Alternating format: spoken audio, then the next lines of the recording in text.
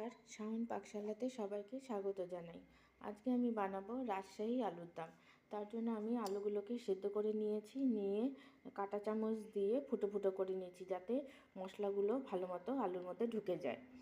নিয়েছি ফোড়নের জন্য নিয়েছি তেজপাতা, গোটা শুকনো লঙ্কা, নিয়েছি টক দই, পেঁয়াজ, রসুন, টমেটো, কাঁচা লঙ্কা বাটা, নিয়েছি বাদামটাকে ড্রাই রোস্ট করে গুঁড়ো করে নিয়েছি, আর চারমগজ নিয়েছি, বাদাম নিয়েছি। এগুলোকে আমি মিক্সিতে পেস্ট করে নেব। ধনে আর জিরেগুলোকে ড্রাই রোস্ট করে গুঁড়ো করে নিয়েছি। চারমগজ আর বাদামটাকে ভালো মতো মিক্সিতে পেস্ট করে নিয়েছি। এখন আমি রান্নাতে চলে যাব। তেলটা গরম করতে বসিয়ে দিয়েছিলাম। তেলটা গরম হয়ে গেছে। আমি সরষের তেলে করছি, আপনারা চাইলে সাদা তেলেও করতে পারেন। এখন আমি আলুগুলোকে ফ্রাই করে নেব তেলের মধ্যে।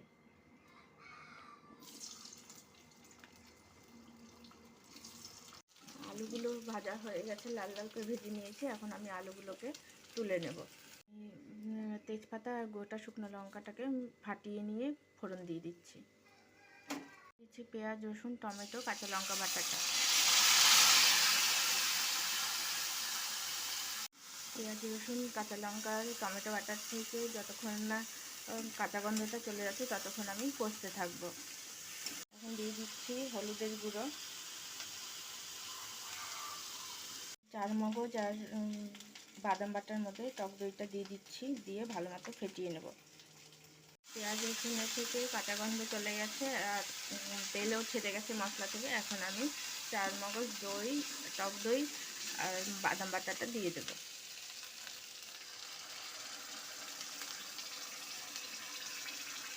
ঝাল লঙ্কার গুঁড়ো অল্প করে, ঝালটা আপনারা বুঝে দেবেন। কাশ্মীরি লঙ্কার গুঁড়ো, রঙটা ভালো আসবে।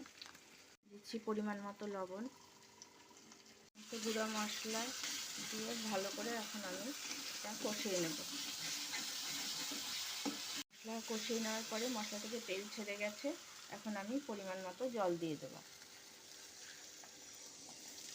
ফুটে উঠলে পরে আমি আলু ভাজা করা আলুগুলো সব দিয়ে দেবো এর মধ্যে।